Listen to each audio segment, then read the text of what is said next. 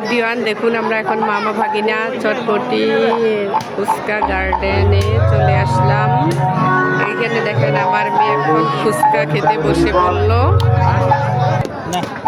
এই যে আমরা কিন্তু এখানে ফুচকা খেতে সবাই বসে পড়েছি, কিন্তু ফুচকা খাবে মাত্র দুজন। এই যে আমার মেয়ে আর এই যে ওর হচ্ছে বড় দাদা আদিত্য দাদা খাচ্ছে, দুজনে ওরা শুধু ফুচকা খাবে। আমরা কারণ ফুচকা খাবো না, কারণ ফুচকাতে মুরগির ডিম দেয়, এই জন্য আমরা খাবো না। এই যে আমার মেয়ে এখন ফুচকা খাবে।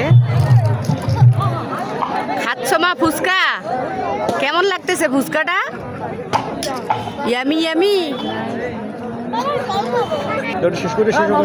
মামনি, ফুচকাটা খেতে কেমন লাগতেছে? খুবই মজা। হ্যাঁ, খুব মজা না কম মজা রে? হ্যাঁ, সেই মজা। খাও খাও, বেশি বেশি করে খাও। আপনারাও যদি ফুচকা খেতে চান তাহলে অবশ্যই পারঘাটে চলে আসেন।